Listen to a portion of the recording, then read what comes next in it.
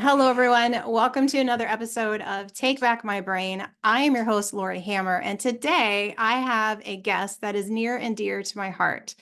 This is Mark Arens. He's been a family friend for a very long time, and he is also the author of a new book called Cure the Cancer of Unforgiveness. And this book has won a gold medal Reader's Favorite Award, and it talks about finding true freedom and forgiveness. So Mark's teachings are very biblically based, and I feel like the topic of unforgiveness is very timely right now, given the state of our nation, the state of our world, and just the state of our hearts. So, Mark, welcome to the podcast, and thank you for being here. Thank you, Laurie. I love the name of your podcast, Take Back Your Brain. Oh, thank you. What a great name. And boy, what a powerful thing for all of us today to have our brains back. Right. It's a little important in more ways than one, for sure. Yes. Yeah. And I love your topic. I loved the book. Those of you who can see, I will have all this in the show notes, but here's Mark's new book, Cure the Cancer of Unforgiveness, which I'll have a link and everything down there with a special discount code for all of you who are listening. But, as we talk about in lots of the podcasts, there's a physical reason for why we're sick, right? But there's also a deeper emotional, spiritual reason. And there's always 100% of the time an emotional, spiritual root. And I would say spiritual root, why we're sick. When I had cancer, physical cancer, I knew that there was a spiritual reason, there was an emotional reason, and I had to go deep into those. And I think we all need to unwind that. If there's something going on with you physically, there's something going on with you spiritually. And I feel like Mark really addresses that in his book. So I would love to dive into this, Mark. This is such a, it's such an amazing topic, and one I don't think we really think about, because so many people don't think, well, I forgave them, and so I can just move on. And yet really maybe they haven't forgiven, the person that hurt them, or they haven't forgiven themselves. And so thank you for writing this book. I'm excited to dive into this. Well, thank you, Laurie. You know what you just said is so important. Last week, I had two incidences that happened that were just remarkable to me. We had a lady over at our house, and this lady is worth $250 million. That's her net worth. And she was talking to me about estate planning. And she went on to tell me that about her estate planning, blah, blah, blah, blah, blah. And I said, well, I would assume that that's to go to the benefit of your children, right? Mm-hmm. And she said, oh, no. She said, my kids aren't going to get a dime, nothing. Wow. And not only that, but my kids and I, we haven't talked for 2 years. And of course, I'm the author of this book about Cure the Cancer of Unforgiveness. And I said, oh my. I said, it sounds like some really big hurt, broken hearts. Probably you're struggling with some unforgiveness issues. And she said, oh no, not me. I don't have any unforgiveness issues. And it just shocked me that she said that. Wow. Yeah. I talked with another friend of mine, and I was just mentioning to him when I was writing the book about unforgiveness, and we were talking about it, and he says to me out of the blue, I wasn't even talking about him, but he says to me, Mark, are you telling me that I have a problem with unforgiveness? I said, well, John, I wasn't talking about you at all. However, let's just speak frankly. I know 3 people that you know, and one of them is your ex-wife, and you hate her. Right? I would never say that you're filled with unforgiveness, but holy cow, where does all that rage come from? Right. Yeah. So we all struggle with unforgiveness, and I think that one of the biggest problems is that Satan wants to lie to us about it and tell us that we're okay. I watched Andy Stanley yesterday with my kids. And anyway, we're watching it, and he said, I thought it was really, really important for this conversation today. Uh-huh. He was talking about anger. And he said, I'm not angry, to the counselor. And the counselor said, well, I think that you are. And he said, I told you. I'm not angry. I'm not angry. Don't Right. tell me I am. And anyway, it's the same thing with unforgiveness. And I think that that's why Jesus talked about forgiveness so many times. Mm-hmm. You know, in the Lord's Prayer, forgive us our trespasses. That part of the prayer is the only part that he expounded on. Right. Interesting, huh? It is interesting. Yeah. You know, one of the things we overlook is when Jesus was resurrected from the dead and he showed up to the disciples, the very first thing he says is, peace be with you. And then Mm-hmm. almost in the same breath, he says, I tell you, if you forgive others, their sins are forgiven. But if you don't, they're not. And then all the stories that he said about unforgiveness and forgiveness, including the prodigal son. Mm-hmm. And of course, my favorite is the story about Matthew, in Matthew 18, about the king and the unforgiving servant. Mm-hmm. And this story happened when Peter came up to Jesus and he said, well, how many times do we need to forgive each other, Lord? 7 times? And Jesus said, no, I'm telling you 70 times 7. You see, Peter thought 7 times he was going to get a merit badge for saying 7 Right. times, you He's know? like, whoa, that's pretty good today. All right, I'm a Yeah, hero, man. You I am bet. good. I love Peter. Me too. Me too. So Jesus talked about forgiveness and unforgiveness over and over again. You know, let's go back to that story after Jesus says 70 times 7. This story, just to paraphrase it, is about a king who had a servant who owed him 10,000 bags of gold. I mean, an A enormous lot. debt, Mm-hmm. an unbelievable debt that could never be repaid. Well, the king knew that he owed him 10,000 bags of gold, and he called the servant in, and he was going to have this servant thrown into prison, and the servant begged him and said, hey, please forgive me. I'll pay you back. I'll pay you back. Well, the king knew that he could never pay him back, and the king decided to forgive the debt anyway. Right. Remember that? I do remember that. Yeah. Yeah.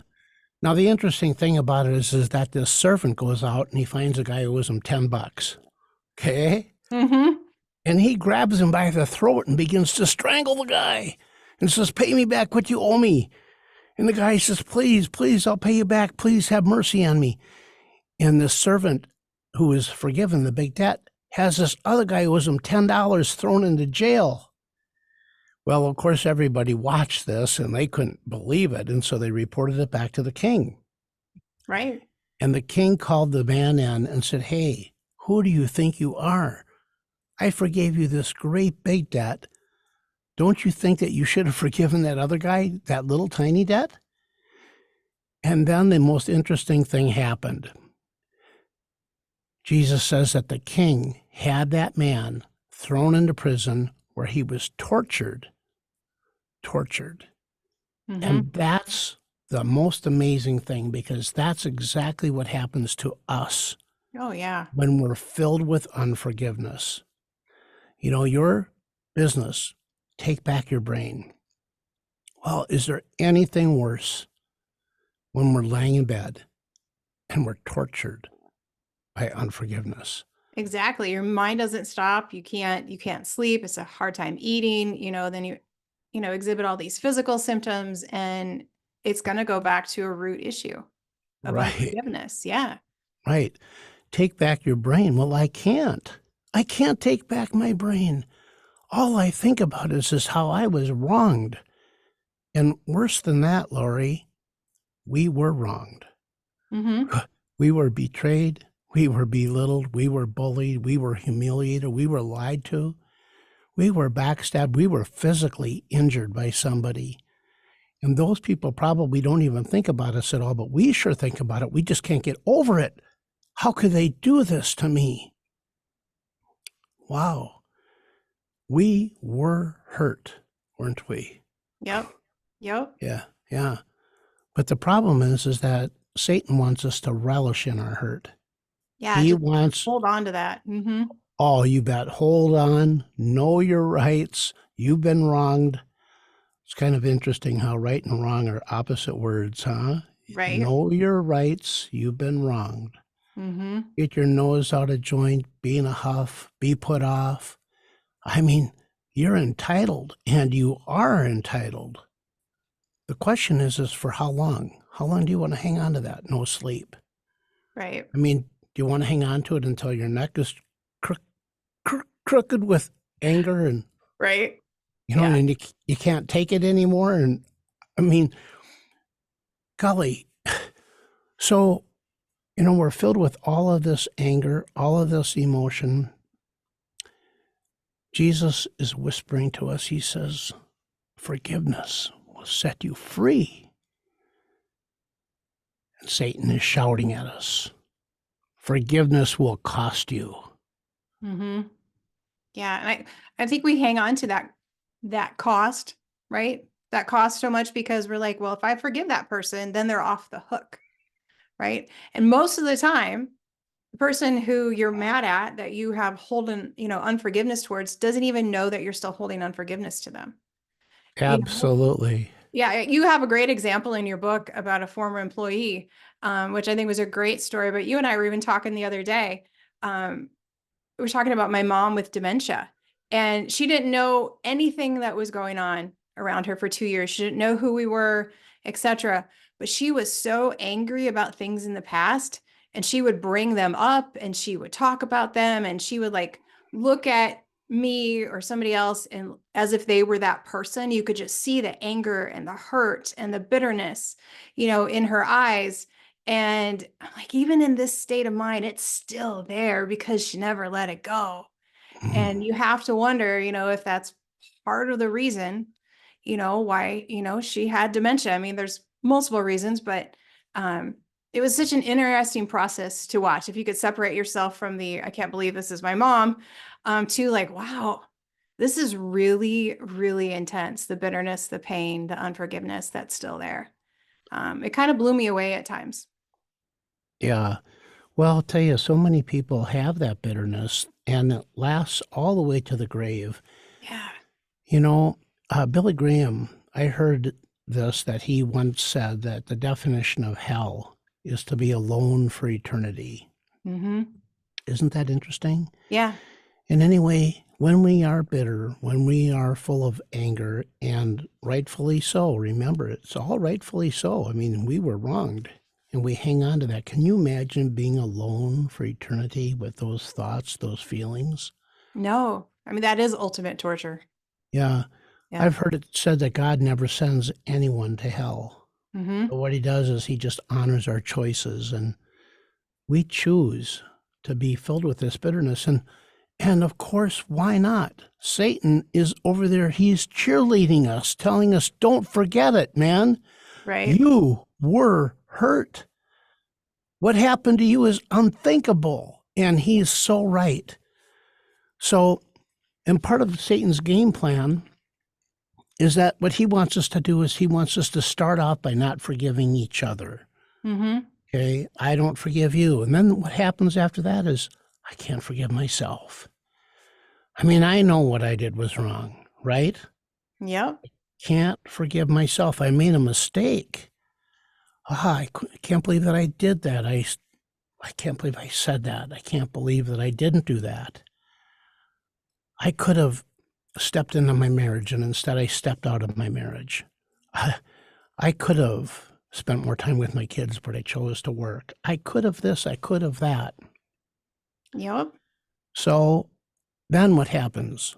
The next step is we decide that we can't forgive God. I can't forgive you. I can't forgive myself. And then what's the ultimate step? Somebody has to be in charge. Somebody's responsible, right? Right. When we think of World War II, we think of Adolf Hitler. Everybody thinks of Hitler. And Hitler was the man on top, and so we blame Hitler, don't we? We do. Mm-hmm. We do. There's no doubt about it. Well, it makes sense that we do the same thing with God. Let's blame God. After all, how could God allow these problems to happen if God is a loving God? Or if God is an all-powerful God, how could he have allowed this to happen to me? Yep. And so we become the judge and the jury, and we decide that it's God's fault. And that's what Satan's ultimate game plan is with unforgiveness. He wants to torture us. Mm-hmm. So we're all alone in our own hell. We can't forgive others. We can't forgive ourselves. We can't forgive God. And there we go. Imagine that for eternity, alone. And the worst part about being alone is that when we're alone, Satan gets to feed us with all kinds of misinformation. So true. Yeah, we don't know how to forgive. We don't even know what forgiveness is. I mean, Laurie, just think about the people who say, well, I'll forgive, but I'll never forget. Oh, right? Yeah. Oh, yeah, I'll never forget what you did. Mm-hmm. Well, you see, how about what's the difference between forgiving and reconciling? Or forgiving and, let's just talk about some of the things that forgiveness isn't. Yeah, Okay? let's do that. Yeah. Mm-hmm. So, first of all, forgiveness isn't forgetting. Which I think is key for people to realize that. Because I think that's maybe why people are maybe a little bit scared to let go. Yeah, And because you're not letting the person off the hook. They actually did something wrong to you. Um, but as you're saying, it doesn't mean to forget that it happened. It just means to forgive that it happened. exactly. Forgetting sometimes isn't a good thing. Right. I don't want to forget about bullies. I I might forget who bullied me, but I'll never forget that I was bullied, Right. right? Right. I don't want to forget. I don't want to step back into a situation that's bad for me. I don't want to make that mistake twice. And so forgetting isn't always good. As a matter of fact, I think that God put our memories in our place in our minds for a reason. Yes. I He agree. doesn't necessarily want us to forget. So forgiving isn't forgetting. Forgiving doesn't mean that I have to accept a situation or that I have to allow you to hurt me again, Right. right? Yes. Forgiving is totally different than reconciling. See, forgiving, we're going to talk about what forgiving is in just a minute. But forgiving is a one-way street. Laurie, I can forgive you without you ever knowing that we had a problem. Mm-hmm. I can forgive you without me saying, Laurie, I forgive you. I might say, Laurie, I forgive you. And you're going to say, for what? For what? What did I do? What did I do? That's exactly right. So, what did you do? Wow. Forgiveness is reconciliation, by the way, is a two-way street. Yes. That's where people say, I want to be in relationship with you. Let's reunite. Let's go together in the same direction going forward. That's way different than forgiving. A lot different. Forgiving doesn't release somebody from legal accountability. And what Satan wants us to do is he wants us to be confused by all these things about what forgiveness is and isn't. And then the whole time we're confused and we're all alone because we don't want anybody to know that we're so bent out of shape. And by God, if you really knew what an ass I was or what my bad thoughts were, you wouldn't want to be with me. Right? Really, Laurie, we wouldn't be friends anymore if you really knew how bad my thoughts are, right? Exactly. Yeah. We all think that. Mm-hmm. Of course. So we suffer all alone. We think that we're the Lone Ranger. We're the only ones who've been hurt. And we go to bed that night. We relive the pain. We don't know what forgiveness is and isn't. We suffer. And you see that big circle, that cancerous circle. Give me back my brain. Yes. I want my brain back. I don't want to be unforgiving, but I don't know how to be forgiving because I don't know what it is. Mm-hmm. Interesting. Yeah. It's such a cycle. Yeah. Yeah, what a conundrum. So, all right. How about if we talk about what forgiveness is? All right. Let's talk about that. And then what we're going to do is we're going to move on to saying, well, gee whiz, how do I forgive? Mm-hmm. Okay. So remember the story about the king and the unforgiving servant? Yes. Well, we could talk about that story for hours. But let's just look at it briefly, just the very, very first part. The king knew that the man owed him 10,000 bags of gold, right? Right? And he chose to release the man from the debt that he owed. Now, what happened there is Jesus gave the most amazing lesson.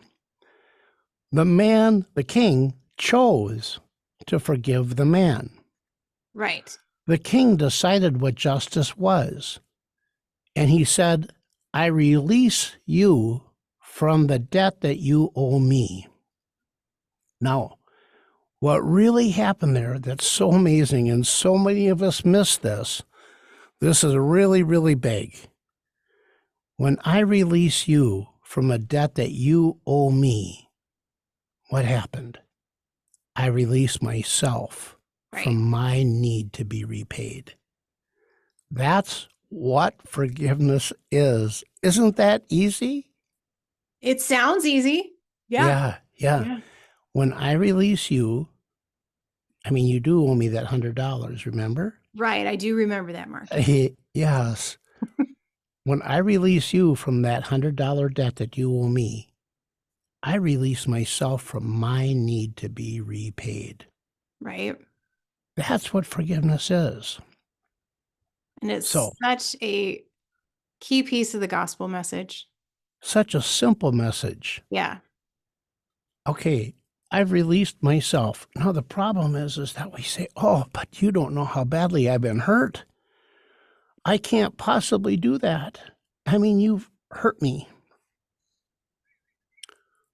Oh, we know we don't want to be saddled with unforgiveness, and we might even know what forgiveness is, but how on earth do we forgive when we've been so badly hurt? And Satan is screaming at us saying, no, you're right, and you have been hurt. What are we going to do, right? Right. Let's talk about how to forgive. So Jesus, he tells all these stories about forgiveness. Mm-hmm. Jesus talks about forgive us our trespasses. Jesus tells the story of the prodigal son. Jesus does all these things to tell us about forgiveness. Right. Now, let me ask you, beyond telling, when you were in kindergarten, did they do tell or did they do show and tell? They did show and tell. Show and tell. That's what they did in my kindergarten, too. Right. I think it's pretty much across the board. I think so. Show and tell. So what Jesus did is he showed us how to forgive. It's the most remarkable thing. I think it's the most eye-opening thing in the entire Bible. And I think that what we're going to do is we're going to talk about how did Jesus show us how to forgive, and we're going to uncover the 3 most powerful words ever spoken in all of history. And it's going to set you free. Would that be okay if I share that story? 100%. All right. So let's go back to Jesus' last day on earth, okay? Mm-hmm. He's teaching in the temple. Now, the scholars say that in Jerusalem, Jerusalem, the city of Jerusalem has these great big walls all the way around it, okay? Mm-hmm. And it's hard to describe for listeners who, maybe we could describe it like this. Most people have heard of the Mall of America, right? Right. Well, the city of Jerusalem is no bigger than the Mall of America. If you add in all the parking spaces, that's about it. It's relatively small area, okay? Mm-hmm. And it's surrounded by these great big castle walls. Okay. And during Passover feast, it's said that 83 people came to Jerusalem for every one person who lived there during the rest of the year. Mm-hmm. So every year, can you imagine, 83 to 1? And all of these people brought along their donkeys with them, and their doves, and their goats, and their sacrificial animals. Right. And the noise, and the crowdedness, and the poop must have been everywhere. Just thinking of the poop, yes. Yeah, the Pretty poop. astronomical. Yeah, and the garbage. I mean, Right. They didn't have any garbage service delivery trucks coming, to pick up the garbage. Right. And so the garbage gets thrown out into the street. Well, Jesus is there in the temple that day, amidst all that noise, all that poop. I mean, imagine on a windy day, the dust must have been flying and poop is everywhere, right? That's a good visual, Mark. Thank you. Yeah. And Jesus is teaching, all under the wary eyes of the Pharisees who are trying to catch him to say something wrong. Tough day. Right. Now, at the end of that day, Jesus and his disciples walk through those dusty, dirty streets, and they go to this upper room, as we call it, where they had the Last Supper. Mm-hmm. Now, it's interesting. We know that because in John, this is where Jesus washed the disciples' dirty feet. And we Right. know that everybody's feet were dirty, right? Well, they had to be. Yeah. Yeah, they were walking through that stuff. Okay. It's been a big day. I mean, big day. Everybody's beat. And then they have the Last Supper. Can you imagine how hungry everybody must have been? Right. And what an emotional time. Jesus says, "This is my body. This is my blood." And he watches Judas get up to go out and do his business. He's exhausted. Everybody's exhausted. Now, Jesus and his disciples are ready for bed. But Jesus says, "Hey, boys, let's go. Let's go pray." Mm-hmm. Really? Okay. All right. Yeah. So they walk through the city again. And then they walk down the hill from Jerusalem, because Jerusalem sits on top of a hill called Mount Zion. Mm-hmm. Now, Mount Zion is no bigger than even though they called it Mount Zion, it's just a big hill. Okay. At the bottom of that hill, there's a little tiny creek. It's called the Kidron Creek, the Kidron Valley. Right. And then on the other side of the creek, you go up another hill. It's called the Mount of Olives. So imagine these two great big hills together, and in the bottom is that creek. Okay. And they claim that during Passover, they would sacrifice 250,000 goats and sheep. Okay? Wow. And so imagine that little creek is flowing with blood. Okay. Our Lamb of God, our Jesus, Mm-hmm. walks across that creek flowing with blood. And on the other side, here's Jerusalem, and here's Mount of Olives. And just barely over on the other side of the creek sits the Garden of Gethsemane. Okay. And Jesus is there with his disciples. And what did he ask his disciples to do? Stay awake and pray. Stay awake and pray. That's right. And they fell asleep. So Jesus is praying by himself. And when you're on this mountain and you're looking out across the valley, that's the only way to look, right? It's Right. across the valley. Mm-hmm. Imagine Jesus sitting there praying by himself, alone in the dark, no streetlights. He goes back and asks his disciples to stay Wake awake. up and pray. Yeah. How many times? 3. 3 times. And Jesus is all alone while they all fall asleep. Right. And he looks out across that valley and he sees the giant city gates of Jerusalem open up. And he sees the soldiers come out of those gates with their lanterns and torches. And he sees them line up at attention. And he sees them march down this hill to where he's sitting. And all he had to do to escape was walk a few feet into the dark woods, and they would never find him. Right.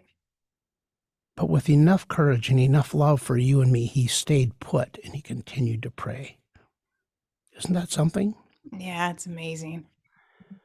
Is there any wonder that he sweat blood?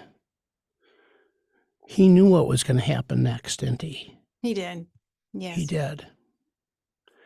And I want you to think about what happened next as the soldiers hit him, beat him, mocked him, spit on him, called him names. Then they whipped him. Then they crucified him. And I want to ask you something. Have you ever thought, before reading my book, have you ever thought about how Jesus never said to any of those people, he never said it to Judas, he never said it to the soldiers, he never said it to Pontius Pilate, he never said the words, "I forgive you." I honestly had never thought about that. I never did either. Mm-hmm. I never thought about it at all. He never No. said, "I forgive you." He didn't. And by the way, we have to ask, well, why didn't he? Right? Yeah, why didn't he say those words? You know, some people could say, well, maybe he was too hurt to say them. I don't know. Or some people have said, well, if he said those words, we could say, well, that's good for Jesus, but, that won't work for me. Right. Remember our show and tell? I do. Hmm. What did Jesus do? Instead of saying the words, I forgive you, he showed us. Right. What did he do? Can you remember what he said while he was hanging from the cross? He says, Father, forgive them, for they know not what they do. That's right. Jesus did what he had always done. He prayed. Right. He said, Father, forgive them. That was a prayer. That was no different than when he said, Father, before he prayed, before he fed the 5,000, or before he calmed the seas, Hmm. or before he raised Lazarus from the dead. He prayed. Jesus was so hurt. Can we imagine that kind of level of hurt? No, we can't. We can't. And he prayed. He said, Father, forgive them. And that's what I would like us to do right now. I'd like us to follow that example, that show and tell. The three most powerful words ever spoken in all of history. Father, forgive them. Father, forgive them. Well, you see, Laurie, you and I, we struggle, and everyone who's listening, we all struggle with this thing called forgiveness. Because left to my own power, I'm puny. Right. I'm small. I mean, I'm emotional. I was hurt. I can't forgive them. But I can say that prayer. I can pray, Father, forgive them. Right. And so I think that is the first step to curing the cancer of unforgiveness. It's the first step for us being free ourselves. Hmm. And maybe right now we could say together, Dear Jesus, please forgive. And we can say the person's name out loud, wherever you are. If you're in the car, if you're watching, we can put it on pause and we can say, let's do it again. Let's just say these words together, Laurie. Okay. Dear Jesus, Dear Jesus, please forgive. please forgive. And then all we need to do is say their name. Right. And then we can do the same thing again and again and again. Dear Jesus, please forgive. And say their name. And then we get a chance to say, Lord, for they don't know what they're doing. With their own words. Hmm. We get a chance to say, help me to forgive too. Help me to forgive. Right. You know, it's interesting. Jesus died for our sins. He took the punishment that we deserve so that we could have the grace that we don't deserve. Well, we get confused with justice. We get confused with all this, but I want you to think about justice. Jesus died to forgive your sins and mine. How's that for justice? Right. Yeah, Jesus died to forgive the guy who hurt us.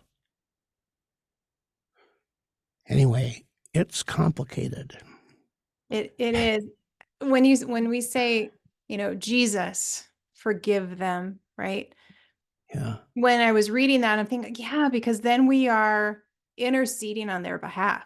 Like we're removing ourselves from it. We're removing our own emotion, our own pride, our own hurt, our own everything. Because, the weight of the entire world was on Jesus' shoulders when he was hanging on the cross. So to say, I forgive them would have been in his own strength, right? When you say, Father, forgive them, it's not in his strength, it was in the Father's strength. And the same, as you're talking here, it takes us out of the equation, which is so important, because when we're in the equation and it's all about us, that's when things get all messy. It is. It gets so messy. It's already messy. Right? Yeah, it's messy, and we have been hurt. By the way, when Jesus talked about the fruit of the Spirit, Mm-hmm. it's interesting. He didn't talk about the traits of the Spirit. He Right. talked about the fruit of the Fruits. Spirit, Yeah. because fruit grows and we grow. We get a chance to grow. Father, forgive them, or saying, Jesus, please forgive, isn't Yep. a magic forgiveness pill. Right. And I But think that's important too. it's the first step, isn't it? Mm-hmm.